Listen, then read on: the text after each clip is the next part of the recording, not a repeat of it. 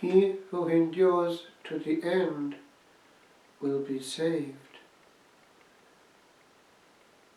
The Lord knows that a huge army will follow him to the cross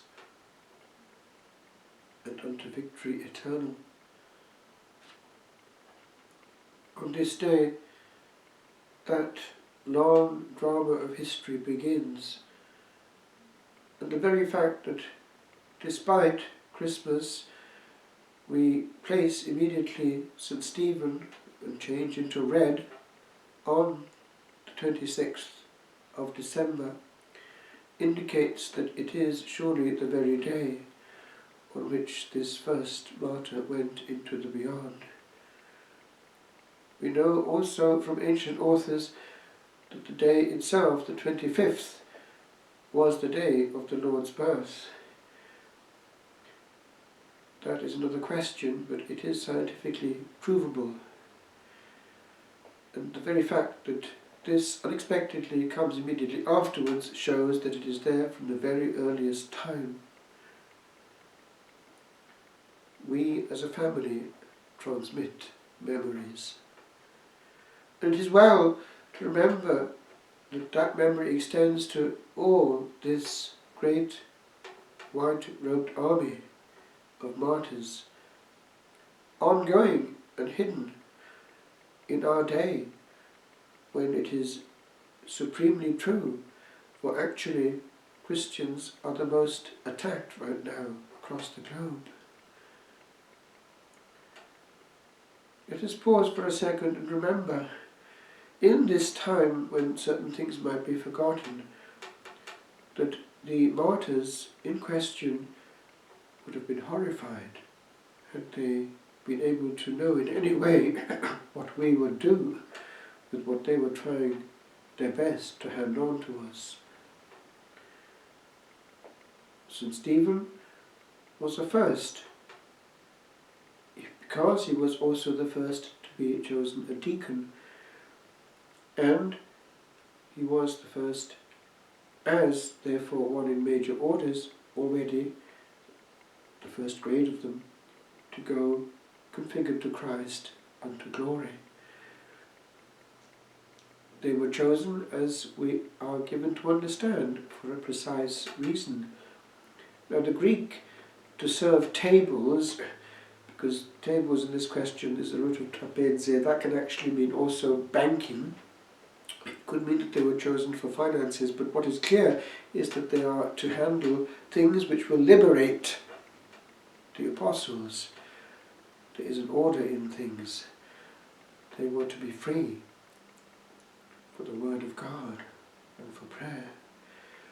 In iconography, the likes of St. Stephen and St. Lawrence will be presented with also the emblems of their diaconate, the dalmatic, an ancient Roman vestment, and also the chalice, for the minister of the chalice is the deacon historically. And it was unthinkable that a woman would be in the Holy of Holies to do what they were ordained to do, and dressed apart in a sacred way to do it with honour and dignity. We have trampled on our God. We have brought him down, thinking to bring others up, but we bring ourselves down also in the process.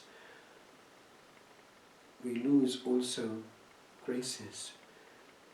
I am quite convinced that when the Lord is received in the way that he wants to be received, there is no limit to the graces.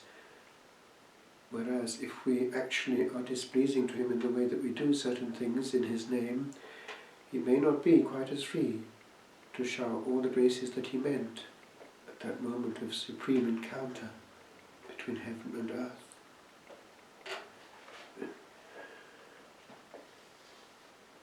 Let us look at the great army of martyrs in our own place in Britain. It is interesting that they knew the difference between what is there and what is not there, despite appearances.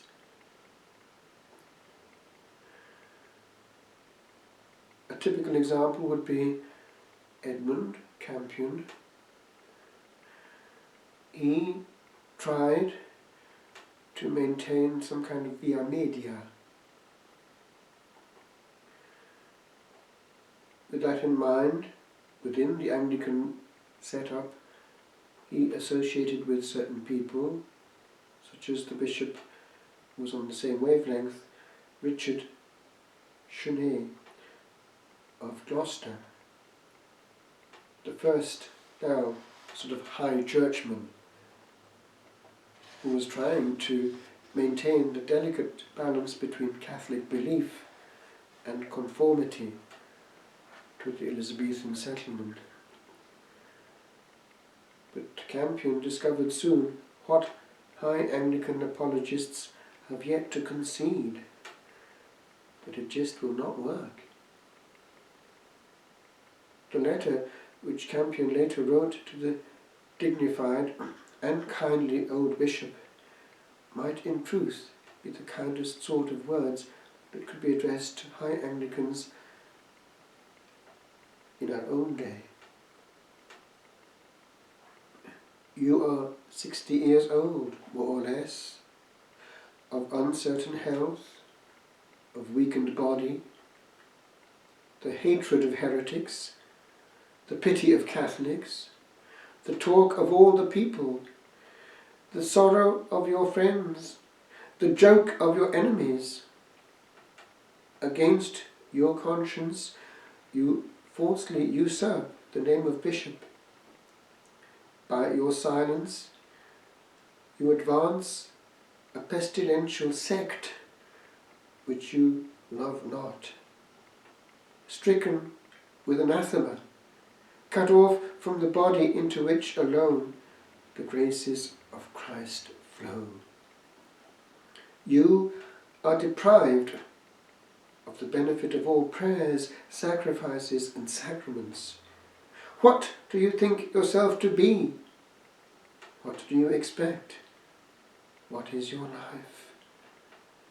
Wherein lies your hope? But it had no effect. Eventually, Campion did come over fully, and he, first of all, after a while in Ireland, where he tried to set up a university, went to Douai on the continent to be formed under the great Father Allen. But while in formation, he discerned that he was called to enter the fairly new Society of Jesus, and he was allowed to do so by the rector of the seminary, which says a lot for him, because all he wanted, Father Allen, was that he should follow what would lead him to the greatest sanctification of his soul. There was very supernatural in his direction, not selfish, could have kept him, brilliant as he was.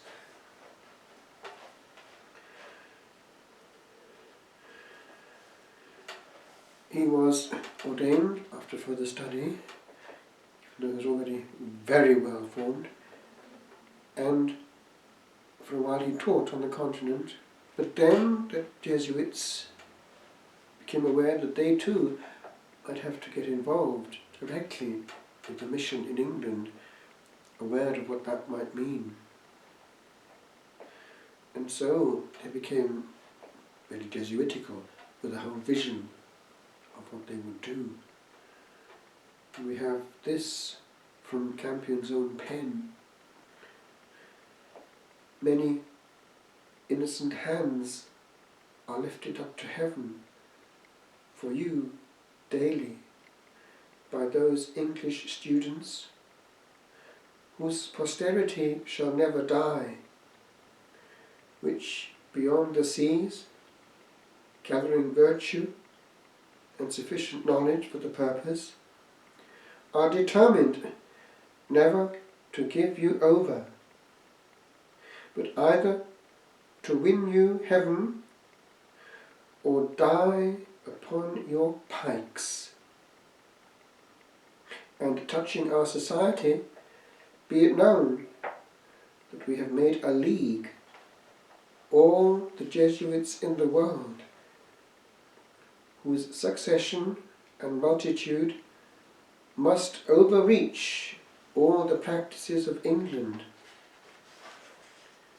Cheerfully to carry the cross you shall lay upon us, and never to despair your recovery, while we have a man left to enjoy your Tyburn, or to be racked with your torments, or consumed with your prisons. The expense is reckoned, the enterprise is begun, it is of God, it cannot be withstood. So the faith was planted, so it must be restored.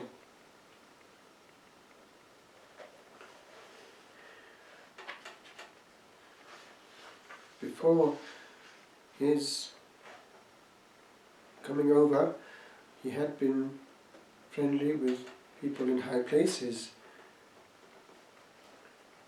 One would have been the Earl of Leicester. This then was his former patron. But at this stage, when he was eventually tracked down and very dramatically actually captured, this same Earl of Leicester authorised Campion's torture. From July to November, he was put to the rack 3 times. And this was a rectangular frame in which the prisoner was laid. His wrists and ankles were fastened at either end, and then he was stretched by means of a winch, so that his body was sometimes suspended in air. The effect was to pull his arms and legs out of joint, tear the wrists and ankles, and make respiration difficult. The pain was excruciating. Strong men fainted at the sight of the machine. Campion confided to someone that during his 3rd bout on the rack, he thought they had decided to execute him by means of it.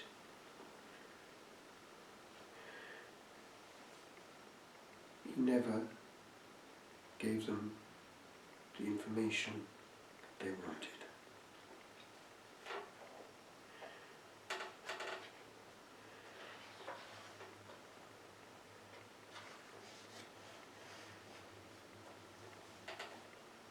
So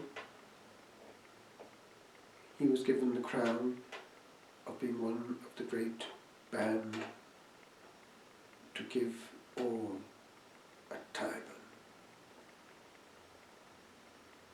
The punishment due for high treason, hanged and still alive, put down, drawn, his entrails all taken out, and the heart being the last, with a whole ritual when the beating heart was held by the executioner in public, and he would have to say, "Behold the heart of a traitor." "Long live the Queen," was the ritual response. And then, of course, with the heart gone, dead, his body would be quartered. The head might end up on a pike on London Bridge.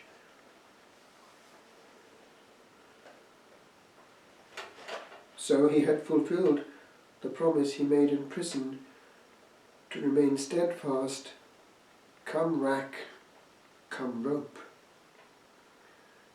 And he had contributed to the fulfillment of an earlier prediction of his. There will never want in England men that will have care of their own salvation, nor such as shall advance other men's. Neither shall this church here ever so fail, so long as priests and pastors shall be found for their sheep. Rage man nor devil, never.